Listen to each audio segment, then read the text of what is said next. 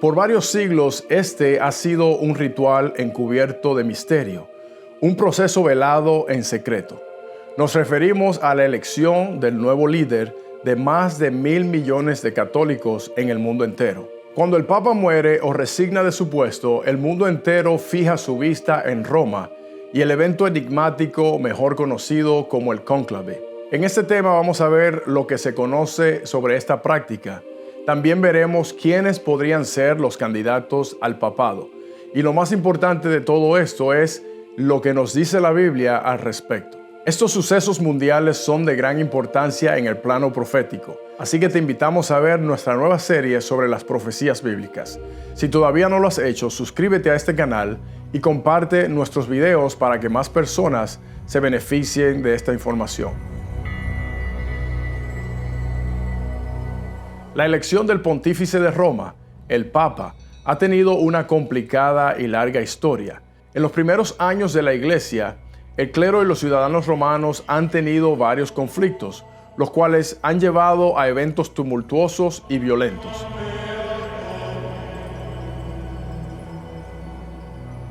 A medida que ha pasado el tiempo, el proceso para escoger un nuevo papa se ha formalizado para que se hagan las cosas de una forma más ordenada. La historia nos cuenta un suceso muy interesante en la ciudad de Viterbo, cuando después de la muerte del Papa Clemente IV, los ciudadanos encerraron a los cardenales en el palacio episcopal mientras elegían al nuevo Papa. El proceso, que ya tenía casi 3 años, fue acelerado en el momento que los magistrados locales hicieron remover el techo del edificio y solo proveyeron a los líderes de la iglesia con pan y agua como único sustento. De allí viene la palabra cónclave, la cual significa bajo llave o con llave. Esta fue formalizada durante el Segundo Concilio de León en el año 1274. Llegando el tiempo para hacer la elección, los cardenales encargados de elegir se reúnen en Roma. Antes de entrar en el cónclave, hacen un juramento solemne al voto secreto. Esto los ata a la confidencialidad más alta sobre los eventos que ocurren mientras están encerrados. El evento de este año se está preparando para tomar lugar en la Capilla Sistina. Dentro de la hermosa capilla, el mundo externo queda ocultado detrás de los muros antiguos y la comunicación con el exterior es estrictamente prohibida.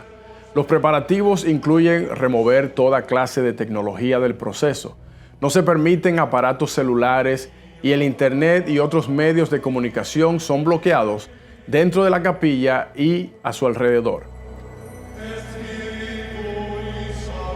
Ahora, una pregunta crucial para muchos es esta: ¿quiénes serán los individuos considerados como sucesores potenciales al papado?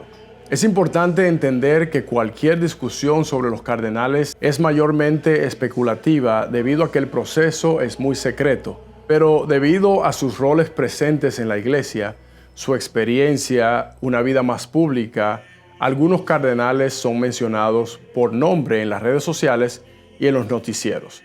Los calificados para ser elegidos son hombres que presiden en diócesis mayores y son prominentes en la sociedad. Tienen posiciones importantes en el Vaticano y han demostrado liderazgo y conocimiento teológico. Así que más que predecir lo que va a ocurrir, esta lista de posibles candidatos nos ofrecen los nombres de algunos cardenales que podrían llegar a cumplir con la descripción anterior. En este mundo complejo y moderno, la Iglesia busca a un Papa multifacético que pueda navegar temas de importancia social, de la política, la ética, además de la teología. Los papas siempre han tenido gran influencia en el mundo. Y en estos últimos años hemos visto que su influencia y popularidad son cada vez mayor. Podemos ver los viajes a varios países, las reuniones con líderes religiosos y políticos, con presidentes y personas de mucha influencia en el mundo económico. Todo esto para tratar temas de unión global y religiosa. Por cierto, la Biblia ya lo había profetizado. El color del humo de la chimenea le comunica al mundo entero si se llegó a un acuerdo sobre el nuevo Papa o no. Si en algún punto de las elecciones se ve el humo negro salir de la chimenea, los líderes electores deben reunirse una vez más hasta obtener 2/3 más 1 de los votos a favor de uno de los candidatos al papado. El humo blanco significa que el proceso de la elección papal ha terminado y la Iglesia Católica tiene papa, como lo anuncia la frase en latín. Este acto simbólico nos muestra cómo la fe profunda en la tradición es la base de esta institución global.